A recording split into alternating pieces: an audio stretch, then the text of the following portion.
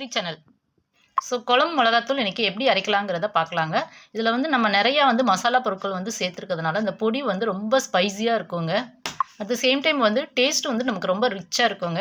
நம்ம என்னதான் கடையில் வாங்கி போட்டாலும் வந்து அந்த ஒரு திக் கன்சிஸ்டன்சி வந்து கிடைக்காதுங்க. ஸோ இந்த மாதிரி நம்ம அரைச்சி யூஸ் பண்ணும்போது குழம்பு வந்து நல்லா திக்காகவும் இருக்கும். அட் த சேம் டைம் வந்து டேஸ்ட்டாகவும் இருக்கும். இன்னொன்று ஹெல்த் வைஸுக்கும் இது வந்து நமக்கு வந்து ரொம்ப நல்லா இருக்குங்க. ஸோ வாங்க இதில் என்னென்ன பொருட்கள் வந்து போட்டிருக்கோங்கிறத நம்ம வீடியோக்குள்ளே பார்க்கலாம். இந்த மிளகாத்தூள் வறுக்கிறதுக்காக நான் ஃபஸ்ட்டு வந்து இரும்பு கடாய் எடுத்திருக்கேங்க. இரும்பு கடாயில் வந்து நல்லா திக்காக இருக்கிற மாதிரி கடாயை வந்து எடுத்துக்கோங்க. ஏன்னா வந்து இது வந்து ஹீட் வந்து ரீட்டைன் ஆகிட்டே இருக்கணும். அதுக்காக நம்ம வந்து ஃபஸ்ட்டு வந்து ஜீரகம் வந்து அதுக்காக எடுத்துருக்கோங்க வறுக்கிறதுக்கு. இந்த ஜீரகம் வந்து 100 கிராம் ஜீரகம் எடுத்திருக்கேங்க. ஜீரகம் வந்து ஃபஸ்ட்டு ஏன் வறுக்கிறோன்னா கடாய் வந்து லைட் சூடாக தான் இருக்கும். ஸோ நம்ம வந்து ஈஸியாக இதை வந்து வறுத்தரலாம். சப்போஸ் கடாய் சூடாக ஆயிடுச்சுன்னா வந்து ஜீரகம் வந்து கலர் சேஞ்ச் ஆகிடுங்க. அதாவது வந்து என்னென்னா குயிக்காகவே இது வந்து வறுபட்டுருங்க. ஸோ வந்து என்னென்னா மிளகாத்தூள் வந்து லைட்டாக ஒரு நெடி அடிக்கிற மாதிரி இருக்கும். அதனால் நம்ம வந்து ஃபஸ்ட்டு வந்து ஜீரகத்தை வந்து என்ன செஞ்சிடலாம், வறுத்துக்கலாம்.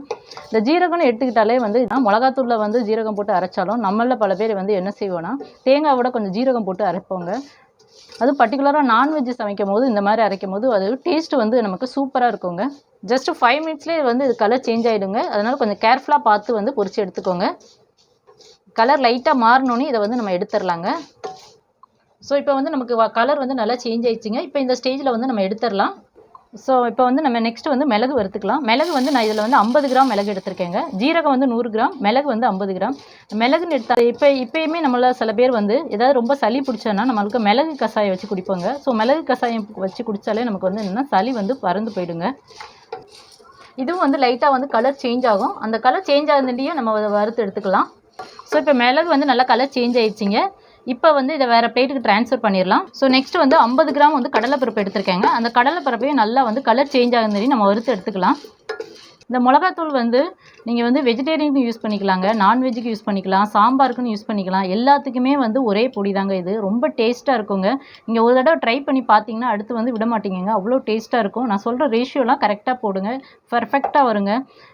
ஸோ இந்த கடலைப்பருப்பு போடுறதுனால நம்ம வந்து குழம்பு வந்து நல்லா கொஞ்சம் ஒரு திக் கன்சிஸ்டன்சி கிடைக்குங்க. அதனால் நம்ம இதை ஆட் பண்ணுறோம். இன்னொன்று டேஸ்ட்டு வந்து நமக்கு சூப்பராக இருக்குங்க. ஸோ இப்போ கடலைப்பருப்பு வந்து நமக்கு நல்லா கலர் சேஞ்ச் ஆயிடுச்சுங்க. இப்போ இது வந்து வேறு பிளேட்டுக்கு ட்ரான்ஸ்ஃபர் பண்ணிடலாம். நெக்ஸ்ட் வந்து 50 கிராம் வந்து துவரம்பருப்பு எடுத்துருக்கோங்க. அதை போட்டுடலாம். துவரம்பருப்பை வந்து நல்லா வறுத்து எடுத்துக்கலாங்க. சில பேர் வந்து சாம்பாருக்குன்னு தனியாக வந்து பொடி வந்து அரைச்சி யூஸ் பண்ணுவாங்கங்க. ஆல்மோஸ்ட் வந்து நம்ம சாம்பாருக்கும் இதில் போடுற எல்லா திங்ஸும் தான் அதுலேயும் போட்டு அரைக்கிறோம். ஸோ அதனால் வந்து ஒரே தூளே வந்து நீங்கள் எல்லாத்துக்கும் போட்டிங்கனாலே டேஸ்ட் வந்து சூப்பராக இருக்குங்க. சில பேர் வந்து நான்வெஜ்ஜுக்கு இந்த தூள் வந்து பயன்படுத்தலாமான்னு கேட்பீங்க. கண்டிப்பாக நீங்கள் யூஸ் பண்ணலாங்க. டேஸ்ட் வந்து சூப்பராக இருக்கும். நீங்கள் யூஸ் பண்ணி பார்த்துட்டு அதுக்கப்புறம் சொல்லுவீங்க. ஸோ இது வந்து கலர் சேஞ்ச் ஆயிடுச்சுங்க. இப்போ வந்து நம்ம வேறு பிளேட் ட்ரான்ஸ்ஃபர் பண்ணிடலாம். முடிஞ்ச அளவு வந்து கருகு விடாமல் பார்த்து பக்கத்துலேயே இருந்து வறுத்து எடுத்துக்கோங்க. நெக்ஸ்ட் வந்து 50 கிராம் வந்து உளுந்து எடுத்திருக்கேங்க. அந்த உளுந்தை வந்து நம்ம போட்டுடலாம். இதை வந்து நான் இண்டக்ஷன் ஸ்டவ்வில் தாங்க வச்சு வறுக்கிறேன். நல்லா எவ்வளோ பர்ஃபெக்டாக வறுக்க முடியுதுன்னு பாருங்கள். டெம்பரேச்சர்னு பார்த்தீங்கன்னா நீங்கள் 500 டெம்பரேச்சரில் வச்சு வறுத்தீங்கன்னா கரெக்டாக இருக்குங்க. கலர் நல்லா சேஞ்ச் ஆயிடுச்சுங்க. இப்போ வந்து வேறு பிளேட்டுக்கு வந்து நம்ம ட்ரான்ஸ்ஃபர் பண்ணிடலாம். நெக்ஸ்ட்டு வந்து நம்ம வீட்டில் யூஸ் பண்ணுற சாப்பாட்டு அரிசி வந்து ஒரு 50 கிராம் அளவுக்கு எடுத்திருக்கேங்க. அதையும் போட்டு அதையும் நல்லா வறுத்துக்கலாம். ஸோ சாப்பாட்டு அரிசி போடும்போது வந்து நம்மளுக்கு மிளகாத்தூள் வந்து டேஸ்ட் வந்து சூப்பராக இருக்குங்க. நீங்கள் வீட்டில் எந்த அரிசி யூஸ் பண்ணுறீங்களோ அந்த அரிசி எடுத்துக்கோங்க. ஸோ ஒன்ஸ் வந்து நீங்கள் வந்து ஒரு ½ டே வந்து ஸ்பெண்ட் பண்ணி வந்து மிளகாத்தூள் வந்து ரெடி பண்ணிட்டீங்கன்னா போதும். அடுத்து 1 or 2 மந்த்ஸுக்கு அது மாட்டுக்கு போய்கிட்டே இருக்குங்க. ஸோ உங்களுக்கு வந்து மிளகாத்தூளோட அந்த ப்ராப்ளமே எதுவுமே இருக்காது.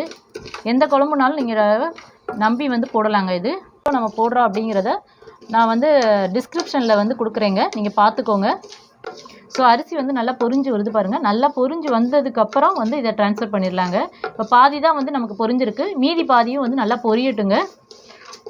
ஸோ இப்போ அரிசி வந்து நல்லா பொரிஞ்சு வந்துருச்சுங்க. இப்போ நம்ம வந்து வேறு பிளேட்டுக்கு ட்ரான்ஸ்ஃபர் பண்ணிடலாம்.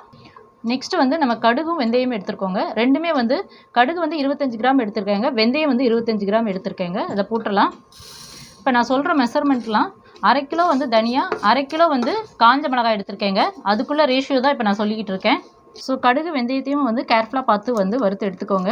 ஸோ வெந்தயம் வந்து இப்போ வந்து காரக்குழம்பு, புளிக்குழம்பு, இல்லை மீன் குழம்பு எந்த குழம்பு வச்சுருந்தீங்கனாலும் கொஞ்சம் வெந்தயம் போட்டிங்கன்னா குழம்பு வந்து நல்லா டேஸ்ட்டாக இருக்குங்க. கடுகு வெந்தயம் நல்லா பொரிஞ்சிருச்சிங்க. இப்போ எடுத்துடலாம். இப்போ கடுகு வெந்தயம் நமக்கு போட்டோன்னே வந்து நல்லா வந்து கலர் சேஞ்ச் ஆயிடுச்சுங்க. ஏன்னா நமக்கு ஆல்ரெடி வந்து கடாய் வந்து நல்லா சூடாக இருக்கிறதுனால அதனால் போட்டோன்னே கேர்ஃபுல்லாக பார்த்து எடுத்துக்கோங்க. நெக்ஸ்ட்டு வந்து நான் என்னென்னா கருவேப்பிலை வந்து ஒரு கைப்பிடி அளவு எடுத்திருக்கேங்க. நான் இது ஆல்ரெடி வந்து காய வச்ச கருவேப்பிலைங்க. சப்போஸ் உங்களுக்கு காஞ்ச கருவேப்பிலை இல்லைன்னா கருவேப்பிலையை வந்து இந்த அளவுக்கு வந்து நல்லா வறுத்து எடுத்துக்கோங்க. இது காஞ்ச கருவேப்பிலைனாலும் லைட்டாக வந்து சூடு பண்ணிவிட்டு எடுத்துடுறேங்க. நீங்கள் வந்து காயாத கருவேப்பிலையாக இருந்தால் நல்லா இந்த அளவுக்கு நல்லா வந்து வறுத்து எடுத்துக்கோங்க. நெக்ஸ்ட்டு வந்து நம்ம எடுத்துருக்கிறது வந்து கட்டி பெருங்காயங்க.